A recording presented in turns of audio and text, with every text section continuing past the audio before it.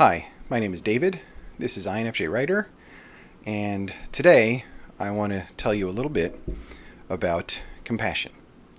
I also want to introduce you to this little guy, Snaky Friend. Hello, Snaky Friend.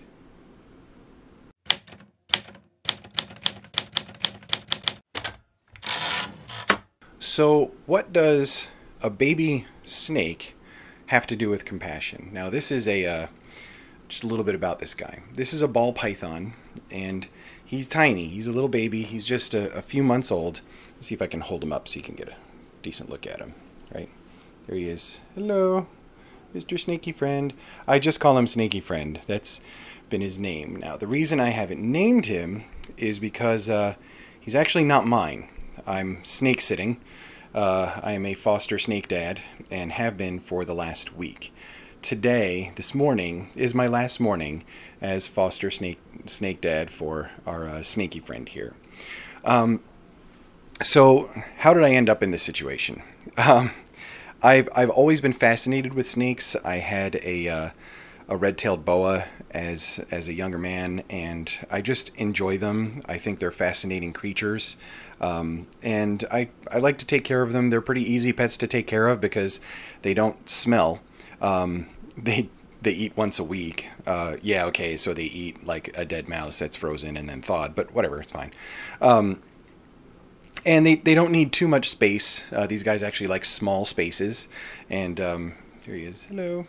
Yep, that's a microphone. Say hello. No, not really. Okay. They like small spaces, and so it makes it just kind of easy to take care of them. I ordered a snake, and the snake was supposed to be delivered last week.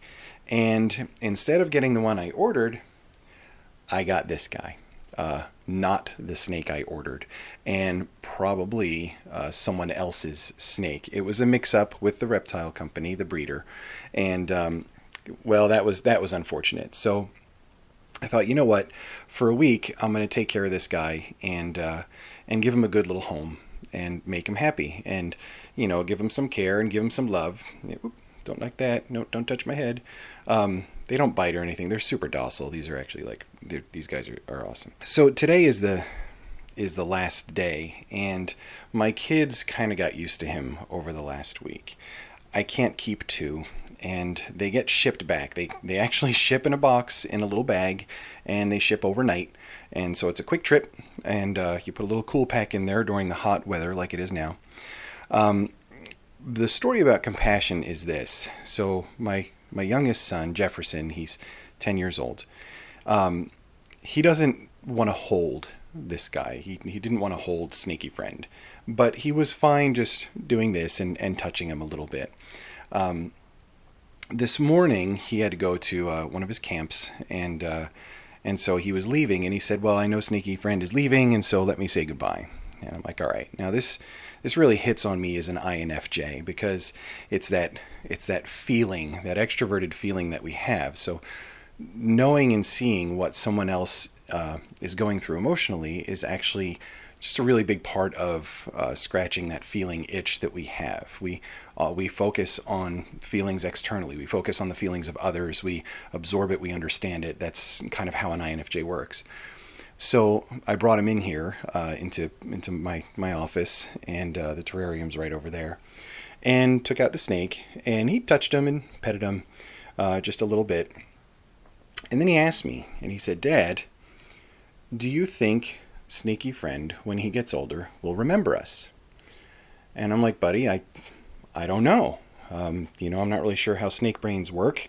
I didn't want to just outright say no. I mean, they operate on instinct. They don't necessarily operate on memory, though they do get used to people and get used to sense.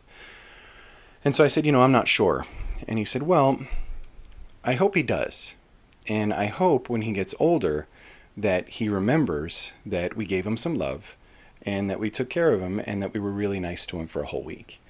And that kind of thing gets me, you know, and it's kind of a lesson to us. It's a lesson in compassion from a 10-year-old kid and a snake that he didn't want to hold, but he still saw that this is a creature that is not worthy of scorn, and that's not that's not worthy of fear. As much as he didn't want to hold it, it didn't really matter. He's hoping that it has some memory of how well we treated it. And that is kind of interesting, because I find out that as adults, we have a much more difficult time with creatures like this. We get scared of snakes, and a lot of time with just a little guy like this, it's really irrational. They're harmless. I mean, totally harmless. Even if he bites you, it's just like there's no fangs. It's just a couple tiny teeth, and doesn't hurt anyway. He doesn't bite. No, you're good, sneaky friend. Yeah, you are. So it is a lesson, though, because as adults we have all these ingrained fears, and as kids we really don't. All we kind of see is this creature, and that we gave it some love, and that we've got to say goodbye. And so it is kind of a, I don't know, microcosm of life as we know it right now, isn't it? So anyway, that's the quick compassion lesson today from a 10-year-old kid. And my proper snake is arriving today, and on another video perhaps I will introduce you to her. But for now, say goodbye, snaky friend, and we hope that you live a nice, long, happy life filled with really fat rodents. Till next time, guys.